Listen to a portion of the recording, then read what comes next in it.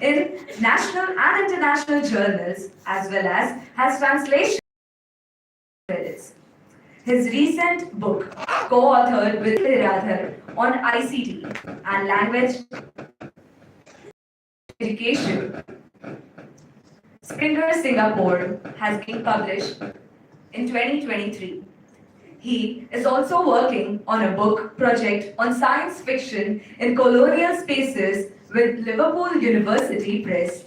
He is currently collaborating on a project funded by the Hornby Trust UK that explores the production of textbooks in colonial India.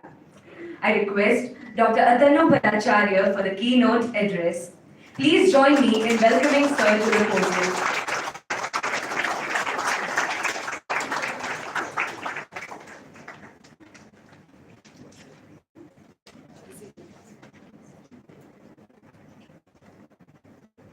Warm good morning to all of you.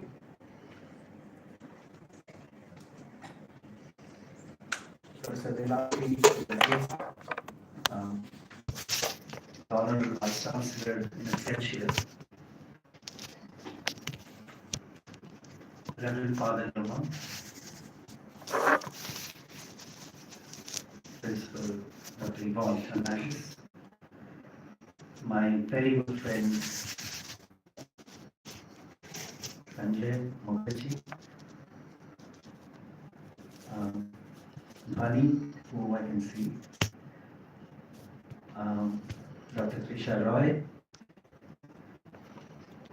Robin Thomas,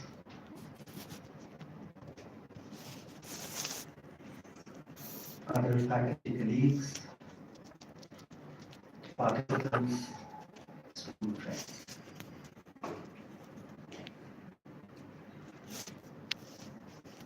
First of all, I would like to thank Christ College for this very kind and generous invitation. And so the entire team requires, because an institution is recognized not only by what it achieves, but also, as Professor Nambari that we mentioned, its interpersonal relationships. You might achieve a lot of things in your life, but finally I think, maybe I'm old-fashioned a bit, finally you are judged by your interpersonal relationships. One of my teachers used to say that a teacher is not remembered by what he teaches, they should. So if you, and I'm sure that this is a common experience for all of us, that we remember teachers for some gentle, kind act. And that kindness has been visible in this institution, so I extend my gratitude and my thanks to all the entire team and the entire college administration for having me over here.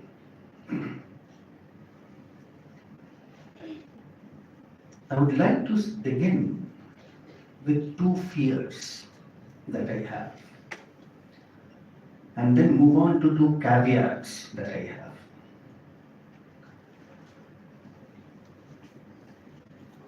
The first fear that I have today is that it is difficult to speak under pressure.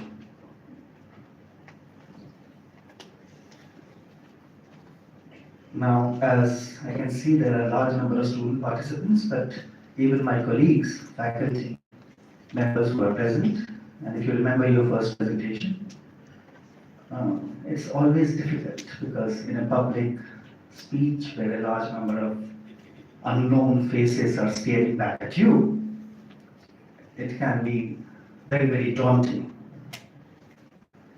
Well, my fear is not that. I think I've spoken a bit over a period of time. I'm an old person now. My fear is that you've been put under pressure because Dr. Nambari said that you're going to listen to the wonderful speech. I don't know whether that's going to happen. And then Professor Mukherjee felt that it's going to be good. So I don't promise that wonder. Okay? What I can promise is a bit of a resonance. So the wonder might be missing, and please do interrupt if you think. I tend to get excited about certain things, and I tend to go fast when I do that. I also mentioned that there are the second fear. So this was the first fear. And Professor Sanjay Mukherjee mentioned that whatever I'm going to say is kind of going to anticipate what the others are going to say. I sincerely hope it is not so. Uh, because if I've already said everything, then you get into a situation where I must have spoken utter nonsense because you really can't speak on everything. So I hope that people who have present papers are still distinct in that sense. Of course, things will overlap, I'm guessing. Now, coming to the two caveats that I thought I'll just mention, and if someone is keeping time, if someone can just tell me 10 minutes before, and I'll try to wrap up.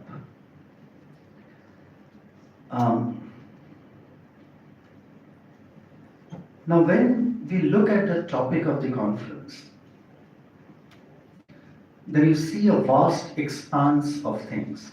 Because post-World War is not a small period of time. The Second World War officially ended in 1945, but if you look at histories, then you know that the war actually continued. So official armistice happened in 1945, but many of these soldiers who were posted in God-forsaken places, absolutely in the middle of nowhere, didn't even know that the war had ended. In some places, for example, in the Atoll Islands, which was occupied by Japan, the soldiers continued believing they are still having a war, till someone came and told them in 1948 that the war has ended and Japan has lost. So it's interesting how we even periodize, because we generally say post-World War would mean 1945 onwards, because for some people the World War did not end in 45 at all. And therefore, if you look, even if you take these things into account, even if you think in terms of the war continued for 3 more years, even then, from 1945 to 2023, it's a very long period of time. And I'm not to look at everything, therefore. So that is the first caveat. The second part of the conference title also looks at literary landscapes. Now, what happens after 45 is what we can call a veritable explosion.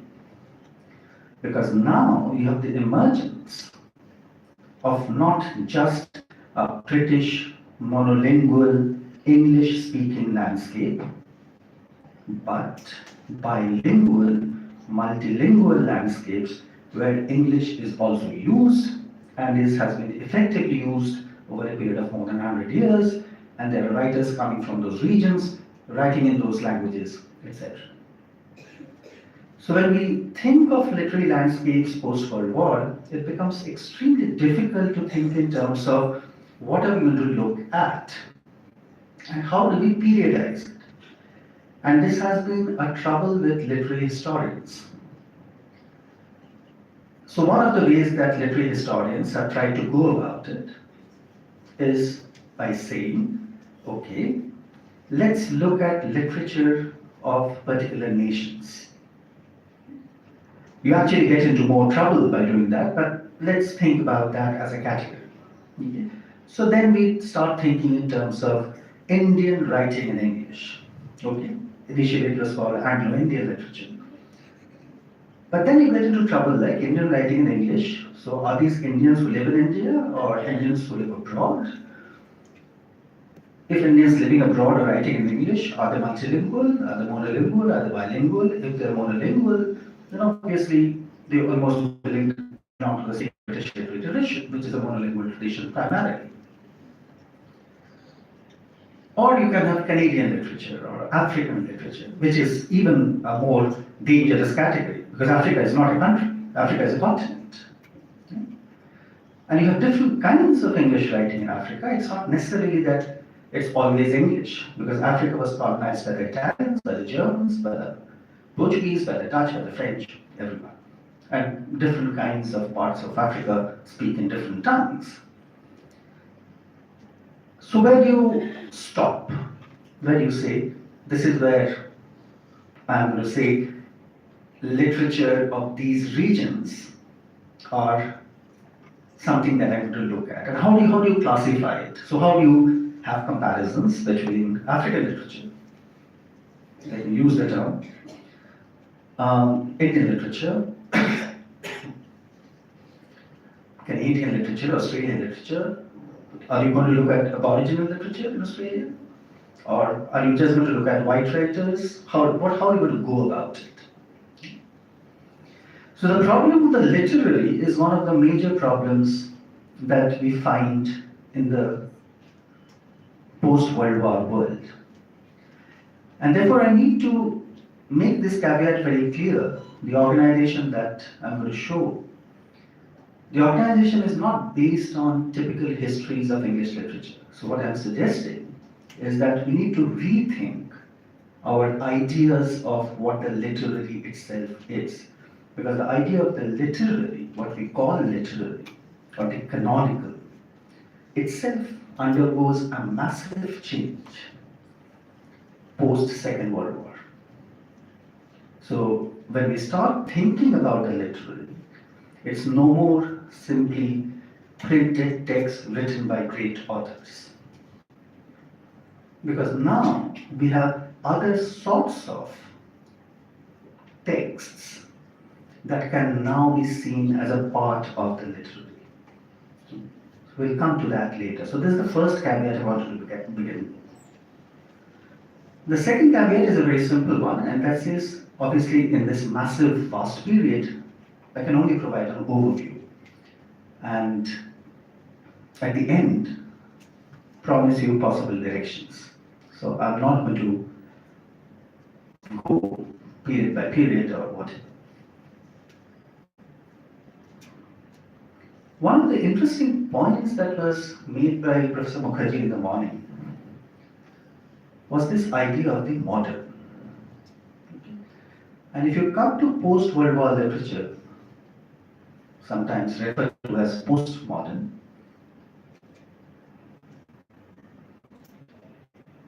you get into trouble with this term modern itself.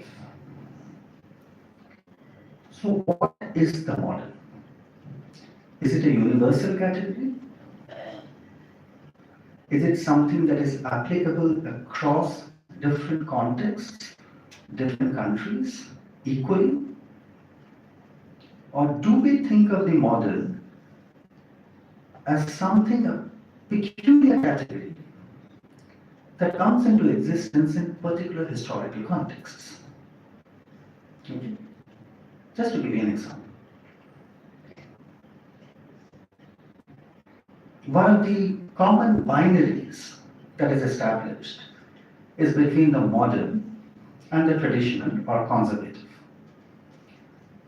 Now, what is traditional conservative in a monolingual country? And what is traditional conservative in a multilingual country?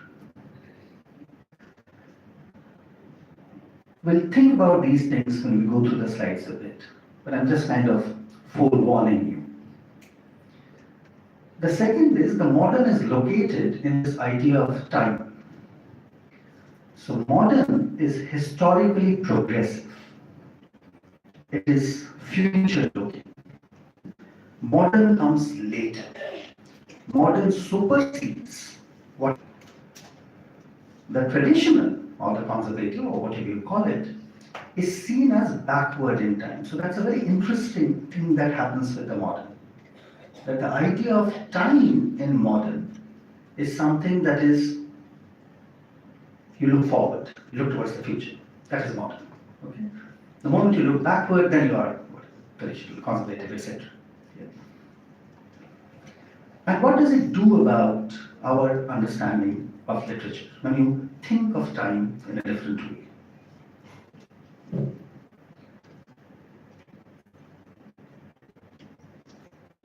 Let me just leave you with this thought and we'll go to the slides then. That the modern itself, it seems, comes into existence with the idea of colonialism. It's the colonial empire that produces the idea of the modern.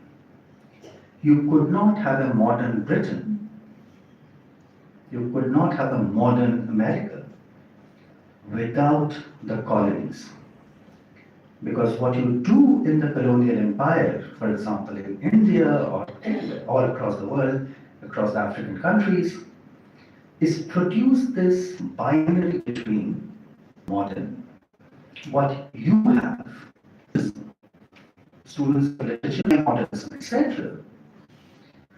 We also have to remember that this could not have happened without the colonial contact.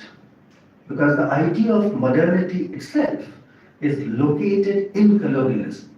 Because the British Empire had to be shown as modern, as opposed to other Indian indigenous practices, which were conservative, backward, traditional, regressive, etc. So the idea of the modern would come only from there.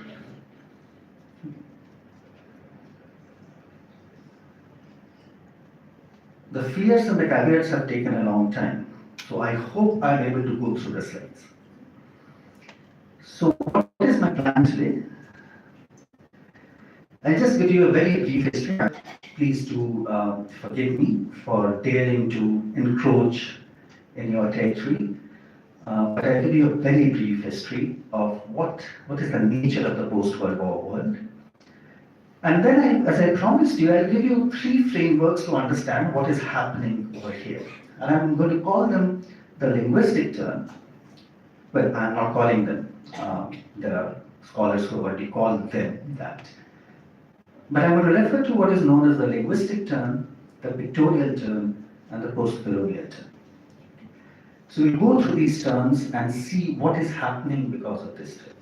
So that's the idea. And let's see what we can draw in terms of post-World War literature as a separate kind of a framework. Because again, other sorts of frameworks like historical periodization or national periodization begin with what happened. So I'm calling this busted myths. Okay. And if you look at the history of Europe, in 1648, the modern nations of Europe, England, recognized the different nation states. France became a nation, Russia became a nation, Germany became a nation, etc. So the Treaty of Westphalia primarily was signed, remember, which was produced. That was very quickly. One was, a nation is that has one. Third, the nation is that has same kinds of cultural practices. So you have 3 categories that define an English. Everyone in England at that point of time spoke English because you had Irish Gaelic, you had Scots, you had Welsh, which were not English at all. They were very different. But the idea of the nation is formed that there is one in the 8th in England, the official religion of England becomes Anglican, and you have similar kinds of cultural practices. Existence. But the most important part of the Treaty of Westphalia in 1648 was the idea that national boundaries are important. So no one is going to encroach upon each other's boundaries. So France has a national boundary, Prussia has a national boundary, England has a national boundary, and you don't attack each other. Because remember, the period before this is a period of wars. There's a series of wars that happen. Not that the treaty stopped wars, you had a series of wars even after this. This great civilization, mostly white, which led the world and therefore could exist within nation states with absolute, sometimes impunity, but also solidarity, comes to an end.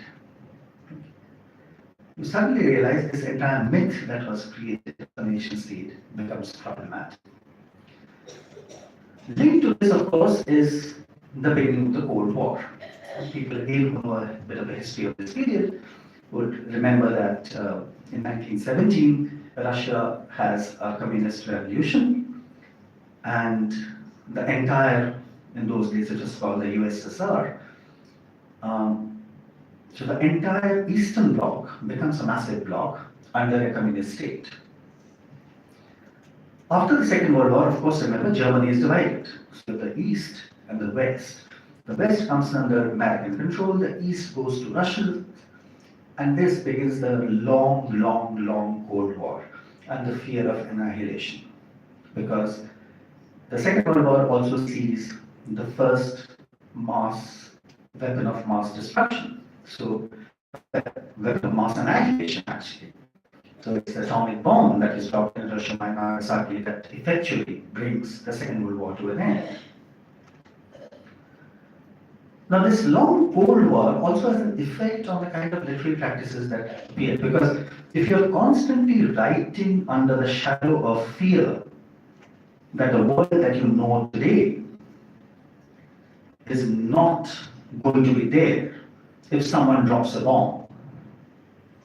So if you have a nuclear explosion, I mean, there's no world. So what are you going to write about? So you have this annihilative experience that produces a different kind of a literary imagination. The nation state, you have the formation, and so the global solidarities can be for a large number of people. Also start migrations. The biggest myth that is busted is this wonderful British saying that he used to have, that the sun never sets on the British Empire because it rises in the east, which is Japan, and it sets in the west, which is America, and all of them were British colonies. Okay. The sun did set after 1945 because Britain suddenly realized they could not now control the colonies. So in India it is 1947, in Sri Lanka it is 1950, in Nigeria it is 1960. So one after the other, you have the fall of the British Empire. And remember, this is the biggest empire historically. It's even bigger than the Roman and the Greek. And this entire empire crumbles. Well, repercussion is a weak word actually. There were tsunamis because of the crumbling of the empire. So what really happened then? So this is the brief background to the Second World War. But to understand how this all operated, I'll just give you an example, very quickly again, about how colonialism operated. So this entire empire and everything. Remember, the Second World War was also a battle of colonies. Because when Germany attacked Egypt, northern part of Africa, the idea was not to just grab land, the British had. So grabbing of land, grabbing of those colonies was important for Germany, important for Italy, etc. Because it's also a colonial fight, how big your empire is. So it's a fight of the empires. So it's important to understand, therefore, that whenever we talk about any kind of literature, pre-World War II, post-World War II, we need to understand that there is a massive background of colonialism to it. The entire industrial revolution in England cannot happen without India. It's impossible. Until unless you get the raw materials from India, you do not get what you make in industries. And you have these cheap raw material traveling to Britain, where the industry then spins out. So cotton travels from here, you get your clothes. Salt travels from here, you get your salt processed. Yeah. Jute travels from here, you get your bags, etc.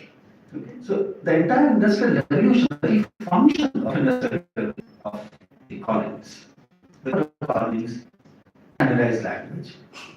How are you going to do it? So you standardize the language in the colonies and then export it back to the mother country. Yeah. So it's a very interesting thing that happens with colonialism. And therefore, I'll just take a very short digression and try to understand what colonialism did.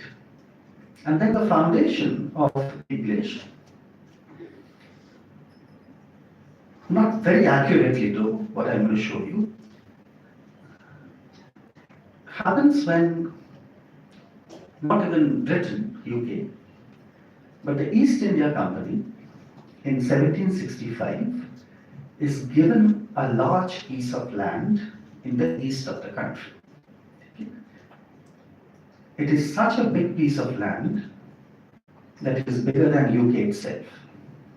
But remember, it's just a part of our country. What is this piece of land that they get? It is modern Bengal, Bihar, and Odisha. These three states. Yeah. This land is given over to the English in 1765. This is called handing over of the Diwani of Bengal. So this land was under the Mughal rule, but the Mughal emperor gave away this land to the East India Company. Remember, for the first time in India, it's not only for trading. Now you are in control of this. So what you see over here in this painting is a painting by West who draws this event. So the Mughal emperor is handing over the Diwani to the then Governor General of, well, later he becomes the Governor General, to Lord Clive, who is standing in those red clothes. And of course, what the East India Company now has is this massive piece of land, and they have problems now because till now they were just traders. Now they have to become administrators, so they have to administer now. Okay. And how do you administer? Because they don't have the administrative experience of such large tracts of land. Very quickly moving on to the second thing that happens because of this is the moment you get this land, you start imagining yourself as someone who is not just restricted to UK, but now you have become the emperors of other pieces of land. Okay. So the East India Company office in London immediately commissions a mural which is put up on the ceiling of the main hall of the office. And I'm going to show you the mural. The mural says, "The East offers its riches to Britannia." Okay. Now remember, it's not just India, because now they also have got hold of Hong Kong. They also have got hold of parts of Dutch East Indies. So it's a rising empire now, like, is something that you will see in this mural. So here Britannia actually becomes a goddess who is surrounded, interestingly, sitting underneath her with Greek and Roman gods and goddesses. So you have Britannia on the top, and you have the Greek gods and goddesses sitting underneath her. And every black figure that you see in this mural is offering the riches to them. So if you notice very carefully, the very dark figure, you can identify Britannia over there, right? The white clad woman. And then of course, the very dark man offering, what do you think is this person offering?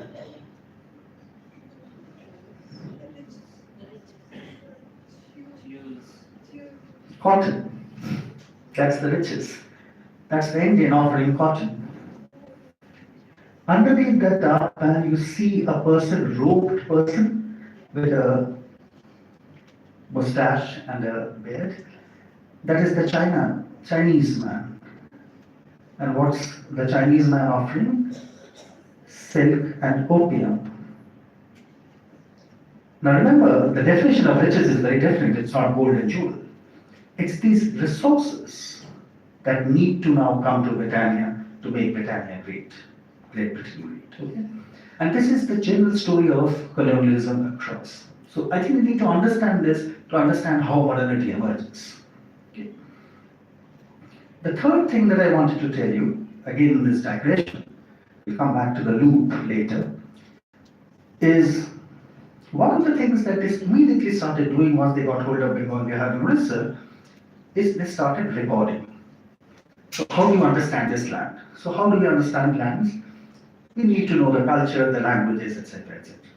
To know the culture and language, you need people who can do it. Okay?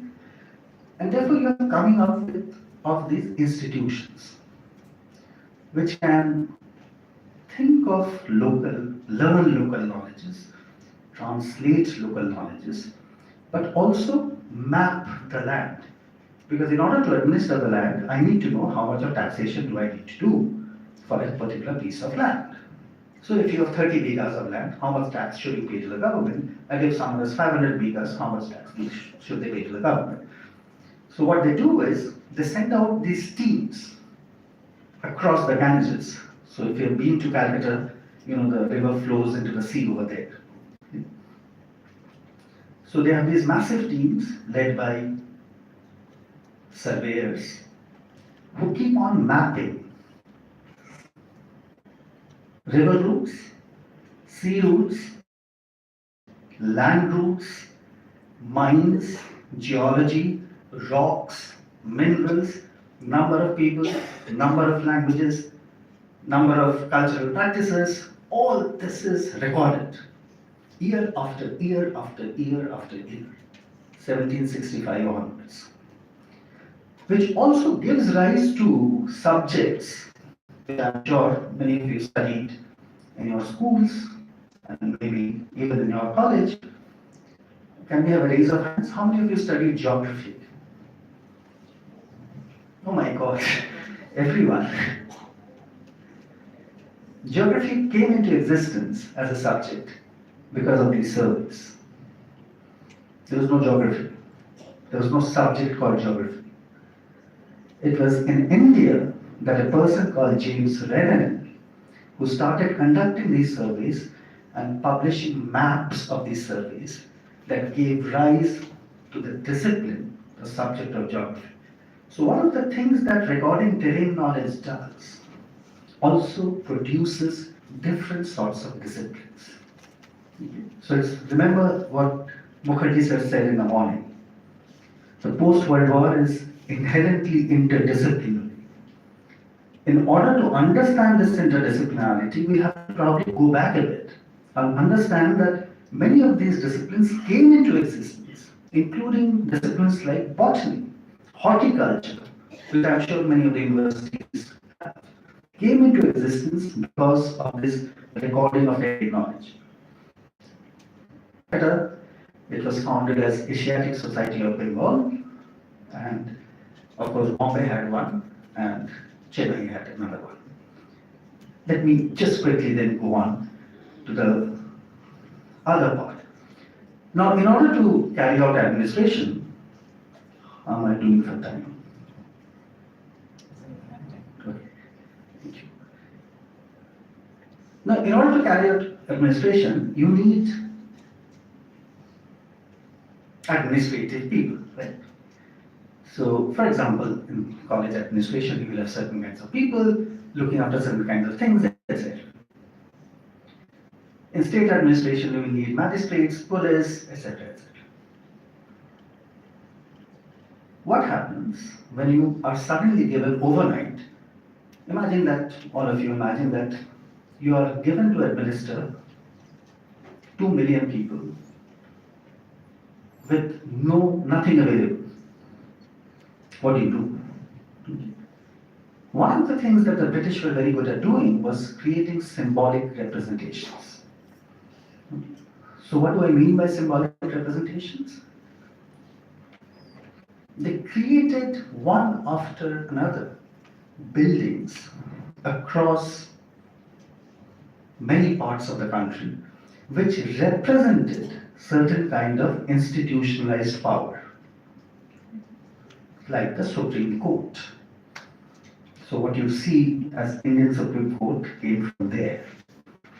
So the first Supreme Court that was formed in this country was known as the Calcutta Supreme Court, because that's where the East India Company was located. What is the function of the Supreme Court? The function of the Supreme Court is not to look at, so in India, of course, what has happened is that you have something happening in the local courts, people are not satisfied, they go to the higher court, not satisfied, they go to the sessions court, not satisfied, go to the high court, not satisfied, go to the Supreme Court. Yeah? That is what the track is. In Calcutta, when the first Supreme Court was constructed, it was a very impressive building. People could directly go to the Supreme Court because there are no other lower courts. And the British very quickly realized that they have 10,000 petitions in 1 month and they don't have judges. So who is going to look after all these petitions? Then they started creating these lower courts. So you have the magistrates court, you have the sessions court, and the Indian judicial system even today is almost on those lines. But along with that, you also need important symbols. And all these buildings are very, very impressive looking. So I'll just show you one. This is the government house. It was called the government house, later Governor General's house. And now, of course, this is the Calcutta Rajkot, where the governor sits. So as you can see, these are very impressive looking buildings. So this symbolic representation of power becomes an important aspect of this period. This again has an interesting take away for literary practices that happens in the post-World War zone. So, and we need to understand those links. I'll try to do that later. Okay, and of course there were educational initiatives.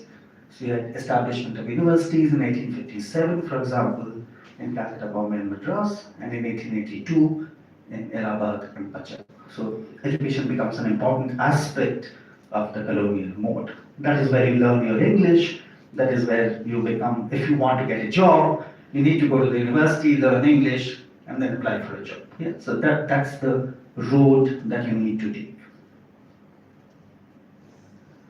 So let's come back from this digression now. So what do I mean by the linguistic term?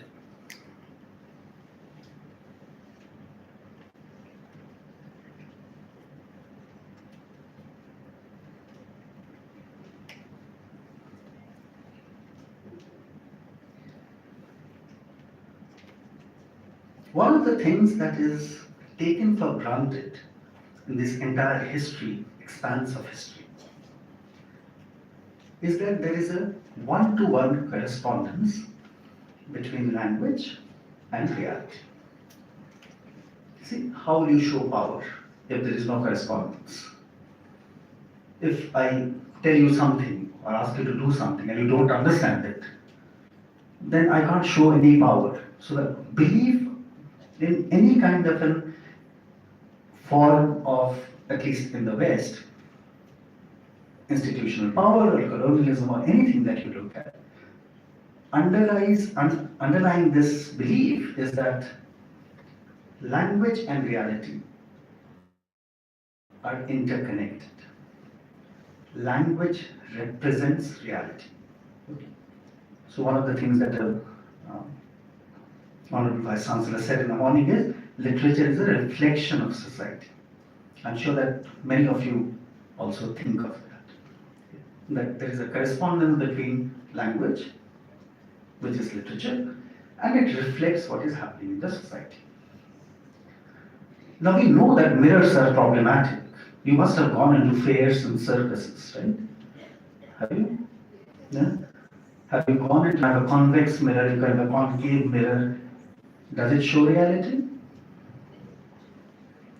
So whenever we come to the conclusion that literature is a reflection of reality, we'll have to be a bit careful.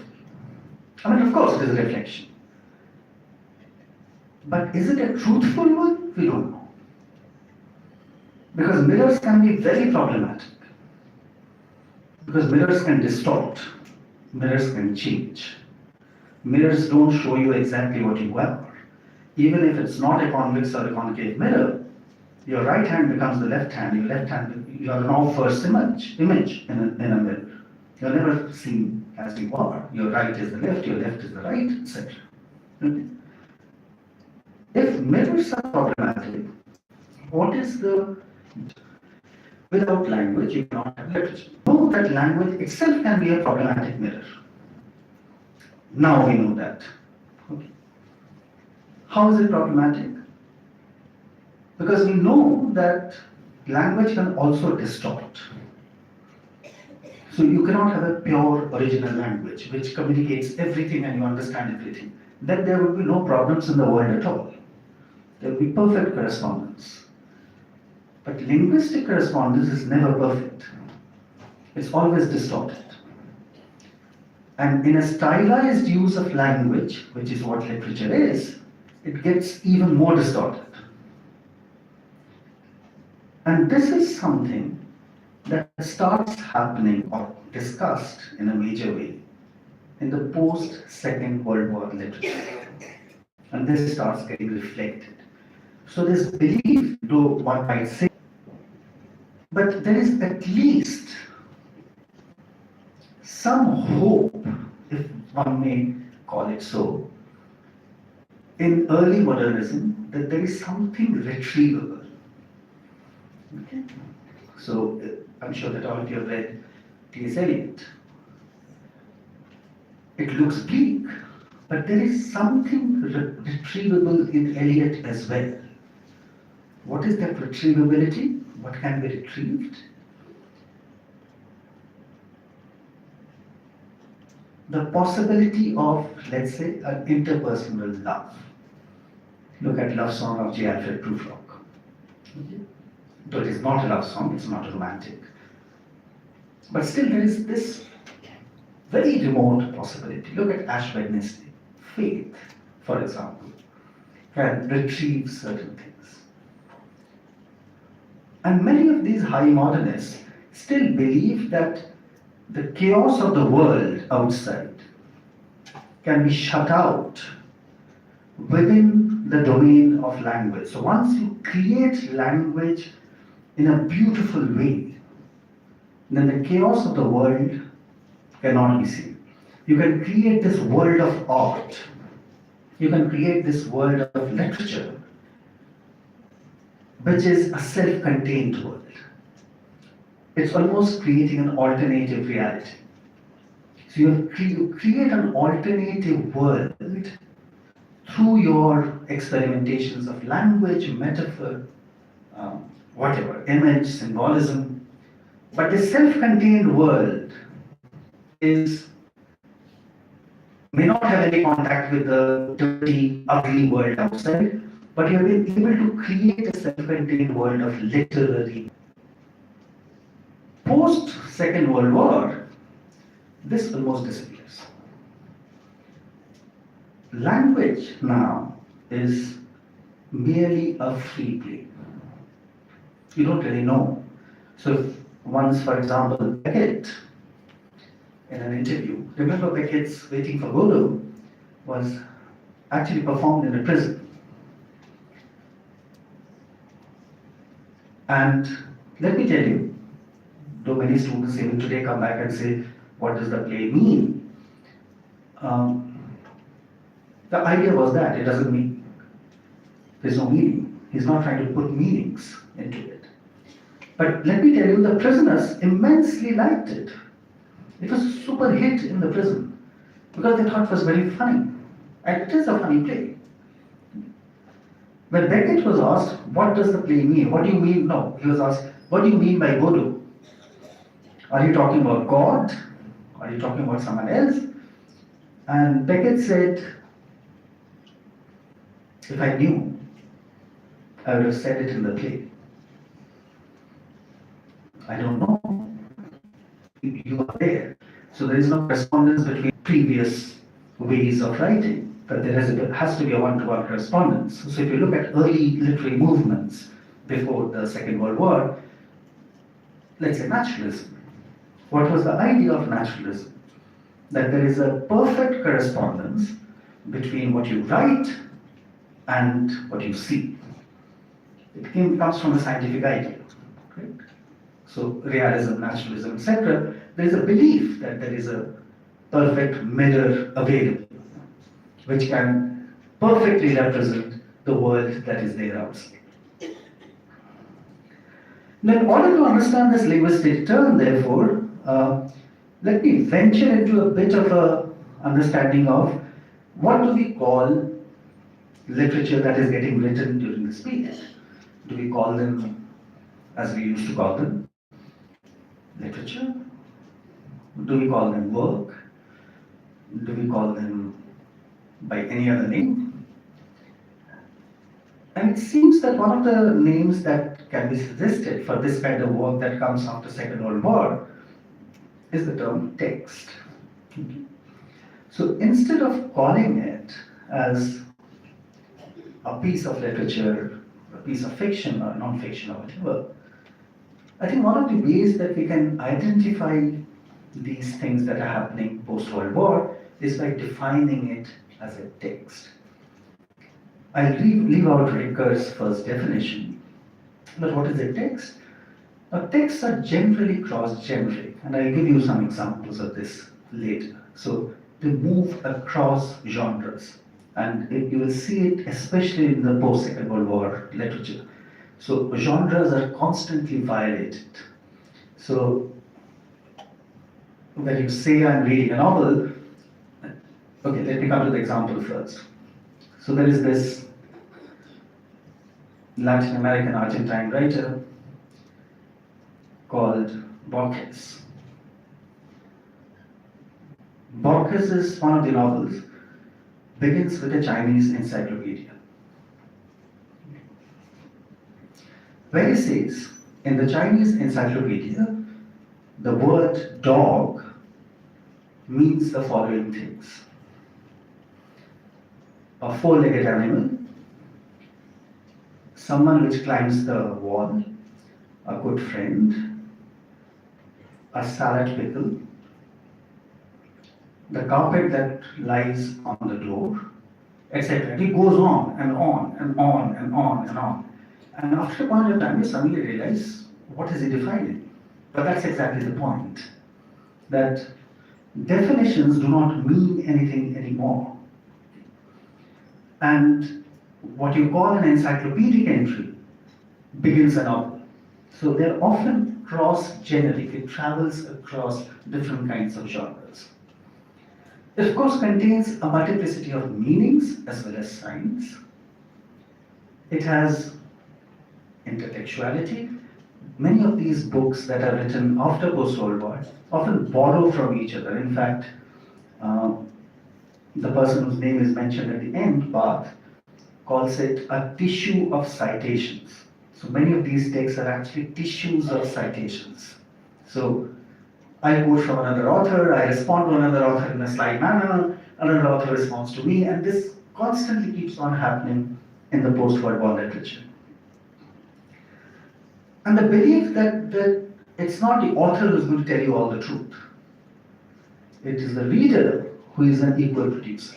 That's an important aspect of Second World War, post-Second World War literature. So pleasure is not related, so when you read a text and have derived pleasure, it is not simply consumption of a text. You buy a book, you get pleasure and you throw it away, because the text makes you think, and you have to go back to it again and again and again. And I'm sure that people who have done abstract theatre, let's say, or abstract literature, often think, why is the author not telling me what she wants to say? Because that is exactly the point. The point is that she wants you to struggle constantly with the text. You remember when you were a child, you used to struggle to learn a language. It was not easy.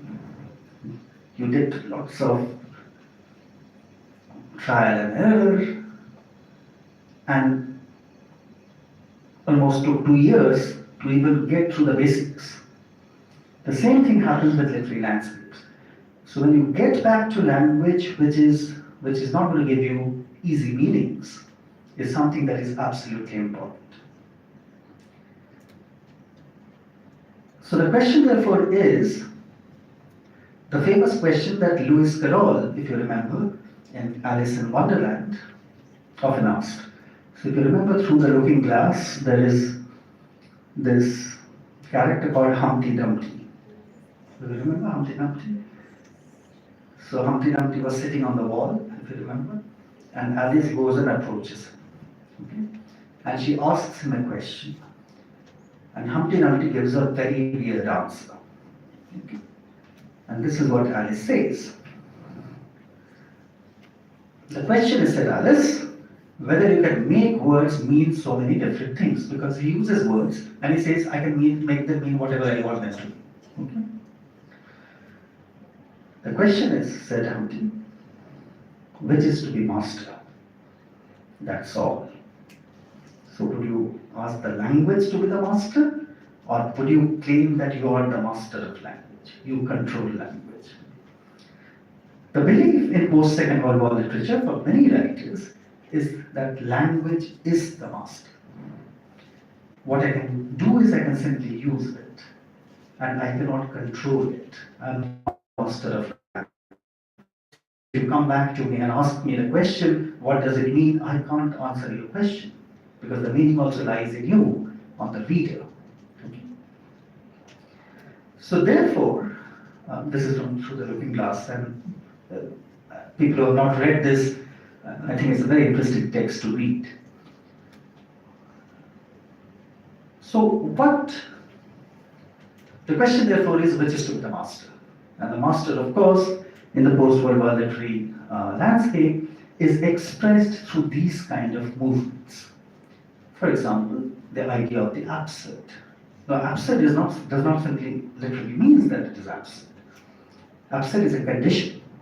It is a human condition. Okay? So if you remember Camus, the absurd is the fact that you keep on rolling the rock up the hill, and then when you reach the top of the hill, it rolls back down, and then you start all over again. And you keep on repeating the same action day after day after day after day, and you believe that it is wonderful, meaningful things that you are doing. That is the absurd. But you still keep on doing it because that is your life. Well, you cannot just sit over there and say, I'm going to stop rolling the rock and die. In fact, the essay that he wrote, Camus, was actually on the idea of suicide. Why don't people commit suicide? If they know that day after day after day, they're doing the same things. It's the most boring thing that we keep on doing. Get up, bashati, whatever, Repeat one action, one after the other, but we still don't get bored. So what drives us for that? So the absurd is a human condition that we must recognize, that is a part of our lives. And if you look at, for example, Beckett's writing, Samuel Beckett, though his Waiting for Godot is the most discussed, he has other interesting writings as well. For example, if you look at his play Endgame, the characters are playing chess, but they're actually, so two of the characters are in dustbins, and two of the characters are playing chess. And you don't really know what the chess game is going on about, because there are very absurd kind of talk happening, and there are moves that are happening throughout the game. Now again, the question that Beckett is asking is not simply about the problem of existence or human condition, that is of course there, but the problem of the relationship between language and reality. How do I express a reality that is itself repetitive? Okay. So if you look at his Waiting for Godot, you will see that Act 1 and Act 2 of the play are actual repetitions. They're simply repeating the same actions. Except in Act 2 there is some hope. Let's think that it is hope. At the end of the second act, you can see a green leaf in the tree. In the first act, the tree is absolutely barren. The second example that I've given over here about what is the master experimentations with language is a typical movement that happened in France. And this was called the Nouveau Roman, or the New Novel. This was mostly practiced by someone called Rajkot, and he has a wonderful novel called The Labyrinth. And if you look at The Labyrinth, then novel kind of is like a labyrinth. Because you keep on moving forward and then coming back. Certain scenes are repeated endlessly. Till the end of the novel, you don't really know what is this character doing over here and whom are these people who you are meeting. Now, interestingly, Rajkot was also a screenwriter. He also wrote films. And many of the things that he wrote in novels also got transferred in films as film styles, as we'll see when we talk about cinema a bit later. The third example, of course, and I'm sure that how many of you have read Gabriel Garcia Marquez? Okay, few show of fans, okay. Salman Rushdie, a few more, okay. Alright, so magical realism is a style of writing. Remember, I'm saying this, please don't say it outside. We call it, the so-called literary scholars call it magical realism. The writers don't call it magical realism. Okay, they hate the term. In fact, Marquez often said, I don't even know, this is what I do, this is what I write. I mean, why are you calling it magical realism in that sense? Now, magical realism generally is a style of writing which mixes reality with other modes like fantasy, fable, etc. Yeah. One of the most famous practitioners, one of the most early practitioners of magical realism was just after the Second World War. The first name that you see was someone called Günter Grass. Grass wrote a novel called The Tin Drum in 1948. Grass was a German writer. His world has been completely destroyed by the Second World War. And in response to that massive destruction, remember, the entire country is ravaged. Through this dwarfish character, whose name is Oscar, and he roams around this world to understand what is happening. So it's quite a massive novel. So one of the earliest practitioners of this was Grass. But of course later in India, well, he was not in India, he was actually in London. How many of you have read all about H. Hatter?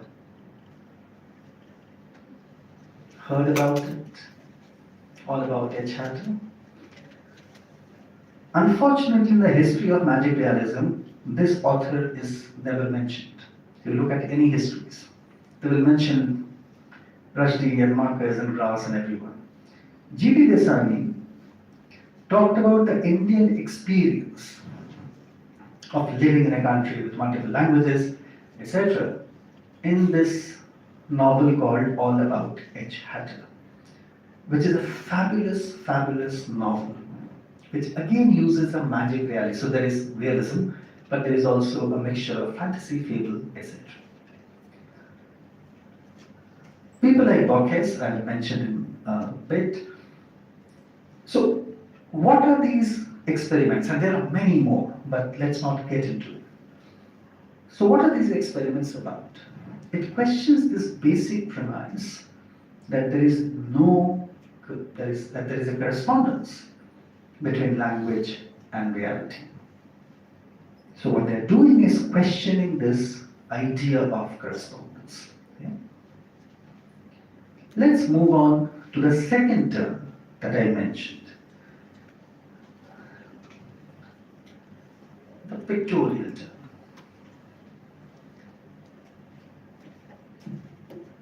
Ten minutes. Yeah. What is the pictorial term? Very quickly. I've been warned now.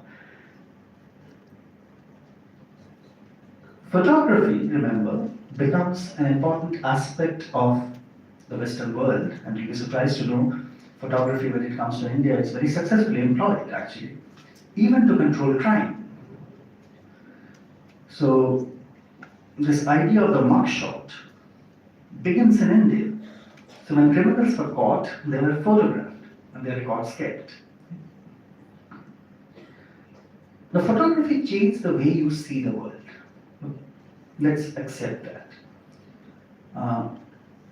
For example, when you go to a bank and you ask a friend of yours to draw a portrait of yours, and he does or she does a wonderful portrait and takes it to the bank and say, please use this as a photograph, the bank is going to say no. Okay? Why? They will say, no, bring a passport size photograph. Even if you take a passport size portrait, they're not going to accept it. Primarily because the idea is that photography captures reality. This is the perfect medium for capturing reality, which we know is not true, but that's how it is believed. With the photography, of course, you have a change in the medium. Photography slowly, a lot of photographs are kept together, and then the people realize that if you have a sequence of photographs and then keep running it very quickly, it might show a bit of an action. And I'm sure that when you travel on roads, there are these people selling 15 rupees, 20 rupees, those flip books. I'm sure that you've seen those flip books, right? You flip through them and it looks like a person is hitting a cricket ball or whatever. So if you have a series of photos and you run it very quickly, it imitates action. This, of course, went on to become films. Okay? And films is something that began appearing in the Western horizon around, let's say, 1895, when the first film was shown to a public. This was done by two brothers called Lumiere brothers, who exhibited, the film is called Arrival of a Train at a Station. And they became super rich actually by just showing this. And it's there on YouTube, so do watch it. It's just a 30-second clip where a train comes onto the station, stops, people get down, that's the end of the film. Okay. But people realized that cinema had a very strong possibility. In fact, cinema or films was one of the most popular propaganda mediums for Germany. Germany produced more films than US and UK combined during 1933 to 1945, because they realized they had a massive impact on people and could be used for tools for different reasons. Of course, after the Second World War, cinema became an integral part of the Western world, and in India, remember, we already had begun in 1913 when we have the first film. So Dada Saheb Phalke makes Raja Harishchandra. It becomes a massive hit. In fact, Dada Saheb Phalke goes on to make a number of films. So when we say that we are talking about post-World War literary landscapes, one of the things that we might need to think about is how these literary landscapes themselves were governed by other kinds of landscapes that coexisted other than printed forms. And one of the ways that they coexisted was with the pictorial form. And it became very, very powerful, especially post-World War. So I'll just give you two examples of this. So again, remember what Mukherjee sir said. One of the important things is not to think of literature simply as printed books or EPUB texts. Literature is also, remember that's why I'm not using the word literal, I'm using the word text. Films, more and more as we advance, especially in English departments, have become an important part of that text. So it is acceptable now to, for example, think of films not simply as something that is very different, but as a part of the literary in that sense. Okay. So I'll just give you two examples of this and what happens in post-World War. Again, there's a whole history to this. I'll just give you two. So one of the things that started happening was the recognition that cinema also has a social function. As I told you that most of the films produced in Germany were extremely powerful medium for mass entertainment. So this relationship between the cinema and the social plays an important role in redefining how we do literature. In fact, many of the writers that you read, either in India or in Argentina or in France or in England, were all involved, many of them, involved in also screenwriting. So they would write screenplays for films as well. Okay. So I'll just give you four examples. In India, for example, Girish Karnad. In Argentina, there was someone called Roberto Solanas, who wrote as well as. In France, Alain Robbe-Gray, whom I mentioned, remember, Nouveau Roman, the new novel. He wrote novels, but also wrote screenplays. Okay. So there is a constant interconnection between writing and writing for a different purpose, for a visual purpose. And this also has an inter-effect on how literature is done. There is a lot of film techniques that enter literature, just like there are a lot of literary techniques that enter films. So when you look at cinema, we'll have to look at it as a part of that interdisciplinary project. Two examples that I wanted to very quickly tell you is in India, for example, the parallel cinema movement, though I don't like the term, but let's stick to that, the parallel cinema movement, and you had a large number of filmmakers who did that. Okay. Remember, I just take the first one, Satyajit Ray. All his films, all, not a single exception, till his death, are based on literary texts. All of them.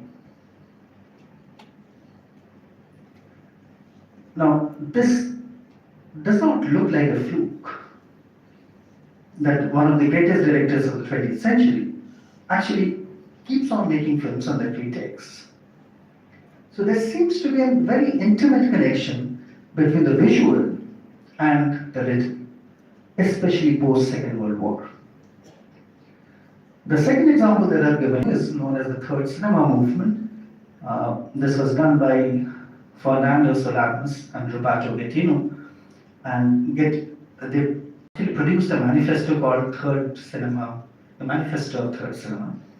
And the first poster that you see it's available on YouTube, the film, so if you have time.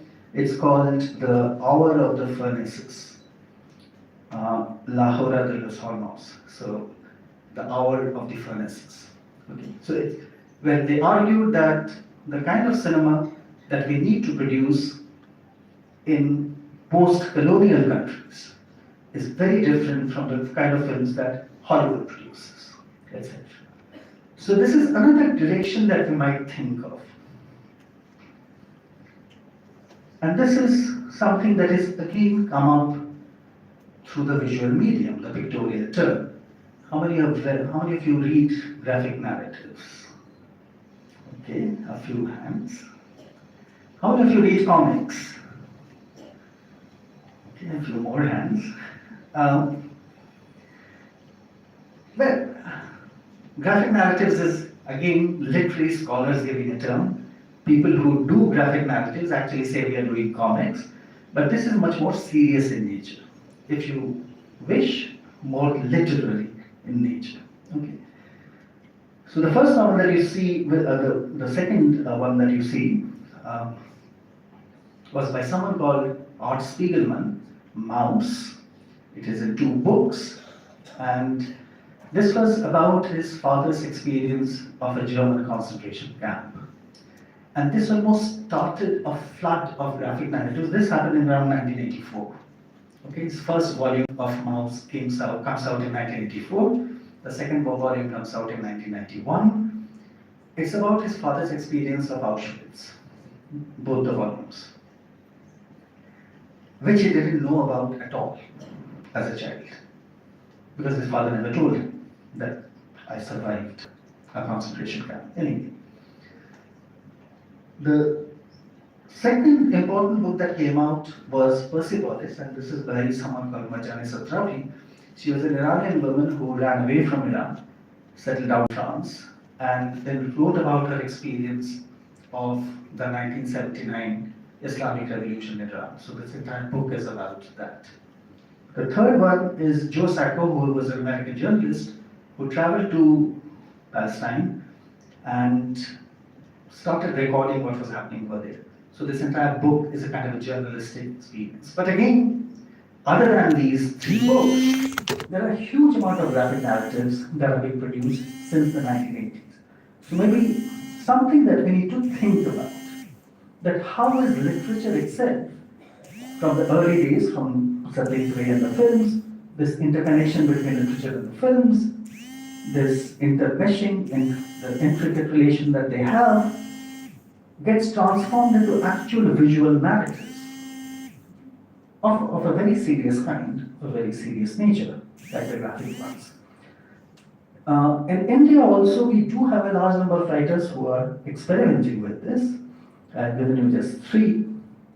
So, the first one is Arijit Singh's Rivers of Stories, Amrita Patil's Kari, and Sarna Banerjee's Corridor. But there are many. So if you just Google graphic narratives in India, you have a large number of writers who are doing it now. I'll just take a very short digression because I think we're running out of time. Is what we can call the speculative term. And this is a very peculiar thing that starts happening after the post-World War. How many of you read science fiction? Okay, that's interesting. So all of you have watched Interstellar? So speculative fiction, let's not go into the details because it includes a lot of things. One of the things that you have is science fiction that starts emerging in a very big way after the Second World War. And different kinds of science fiction. So you have the sociological science fiction, feminist science fiction, the horror science fiction, the interstellar science fiction, etc., etc. And this also has an influence of many other global south countries. So certainly in Latin America and India and etc. So if you know Amitabh Ghosh, one of the first science fiction novels, if you leave aside Grimus of Salman Rushdie, Amitabh Ghosh writes a book called The Calcutta Chromosomes, which is a very strange text because it doesn't fit into the idea of the novel itself. But then the Calcutta chromosome also follows something that has already started happening all over the world. This idea of fantasizing reality. Remember magic realism? Science fiction is also a kind of a fantasy with a scientific impulse. Yeah? And this is something that has been very under-researched or under-studied. So I think one of the things that we might need to think about in terms of the pictorial term is also this science fiction. Remember, this is also the period of science fiction films. There are so many science fiction films that come out. Star Wars, Star Trek, 2001 A Space Odyssey, etc. etc. Okay? And it still goes on, Interstellar. So this relationship between science, the visual, and the literary seems to be a very interesting one during this period. Finally, the post-colonial term. And this is a massive field, so I'm not going to get into the details of it, but I'll just try to. Now remember, this is what Mahatma Gandhi wrote in 1910 in Hind Swaraj, which was also later published in English in 1911. To give millions a knowledge of English is to enslave them. Is it not painful? It's not a painful thing that if I want to go to a court of justice, I must employ the English language as a medium, and that someone else should have to translate to me from my own language. Is not this absolutely absurd? Is not this a sign of slavery? Now, Mahatma Gandhi had a very interesting relationship to English itself. So he says this in Hind Swaraj, but then later modifies his positions over a period of time. So let's not go into that debate. But remember, when Mahatma Gandhi is writing this in 1911, there is already a whole history of people writing in English. But I must qualify that in India. Many of these early writers of English in India, almost inevitably, with very rare exceptions, are bilingual writers.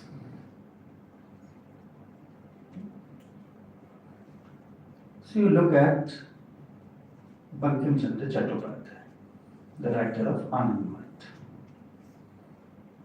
His first novel is actually an English novel, Rajmohan's Wife. And then he moves on to Bangla.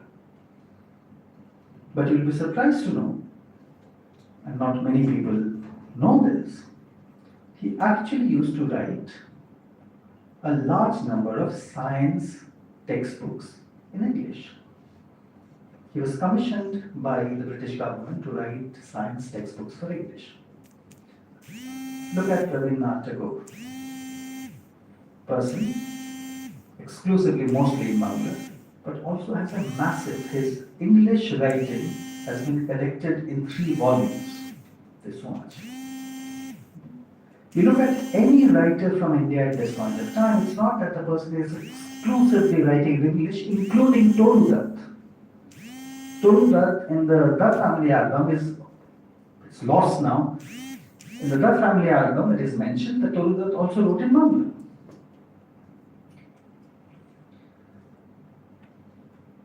So what does it mean when we say that English is something that has come from outside? Because it seems, and we might have to go to the second quotation over there, to understand what our relationship with English is. So I'll just read this very quickly. I'm Indian, very brown, born in Malabar. I speak 3 languages, write in 2, dream in 1. Don't write in English, they said. English is not your mother tongue. The language I speak becomes mine, its distortions, its queerness. All mine, mine alone. It is half English, half Indian, funny perhaps, but it is honest, it is human as I am human. This is a poem by Kamala Das called Introduction. So this idea of owning the language, something that might have come from a different country, but also owning it and becomes my own. A.K. Ramanujan has a similar quote. He says, and correct me if I'm wrong, he says, I speak Kannada in the streets, Tamil at home, and English in my attic. So this owning of the language to express myself, though it is a different language, something that we might call the post-colonial term in post-World War literature. And this happens across countries. And I'll just give you two examples and then stop. It happens in two spaces. One is, of course, the literature of the diaspora, which brings in these questions of identity, questions of belonging, questions of hybridity. So, what am I? So, am I American, Canadian, Australian, etc.? Or am I Indian, Indian Canadian? Remember, the term that is officially used is Indian American, etc. Hybrid and all these questions. The second space where this gets reflected in post-World War literature is the literature of the post-colonial nations. So all these Nigerian, Kenyan, Indian, Bangladesh, Southeast Asian, etc. One of the things that has been very strongly neglected in all of this is translated texts, which also has a very long tradition. So just to indicate some of the lesser researched ones, lesser talked about in terms of literature, are there are huge amounts of translations that have now come out from China, from Vietnam, from Cambodia, from Laos, from so all these nations that we kind of have ignored. Our vision is mostly westward. So what is happening in the West? We have not really turned eastward and see what is happening in the East. What are people doing? They also had colonial experiences. So what are they writing? So many of these books, and I can share this slide with you, actually come from these regions, written in local languages, but talk about their own experiences of colonialism. And many of them have been translated. Unfortunately, they are still not very popular in English departments. So I request Christ to initiate this. So finally, what do we mean when we say we are looking at post-World War traditions? So one of the things that Professor Mukherjee mentioned in the morning is that we need to understand that this is primarily interdisciplinary. So we need to understand, locate the literary within different sorts of interdisciplinary fields. And I hope I've been able to show that to you. Instead of framing the literary in history or periodization, because it gets very problematic. So then you get back into modernism, postmodernism, postmodernism. How do you go about it? Yeah. So instead of doing that, probably locating it within different kinds of frameworks. For example, what is happening in terms of languages. And don't worry too much whether it is happening only in Britain or America or Canada, but also see what is happening in the global south. Because similar kinds of things were happening in India, in Nigeria, in Kenya. So probably bring those perspectives in terms of linguistic or the pictorial. So this entire focus on writing, this literature as written, I think needs to shift a bit in order to understand how we do literature in 2023. So we are quite far away from the Second World War now. And therefore we probably need to move towards an understanding of literary contexts rather than the entire tradition of literary histories, which anyway most of the times have come from the Western world. So this idea of the history itself actually is something that has been given to us. Yeah. We have a very different sense of history. So this impulse towards historicization probably needs to be relooked at. And we probably need to think about the literary in intercontextual, intertextual, and interdisciplinary ways. Thank you very much for the patience.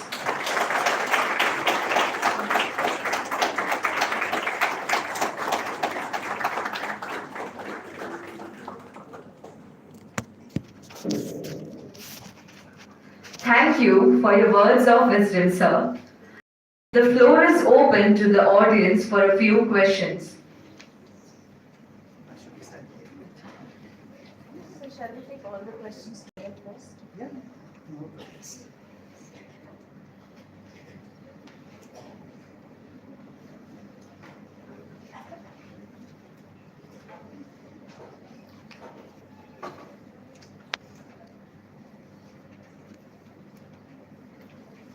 See, if there are no questions, it means two things.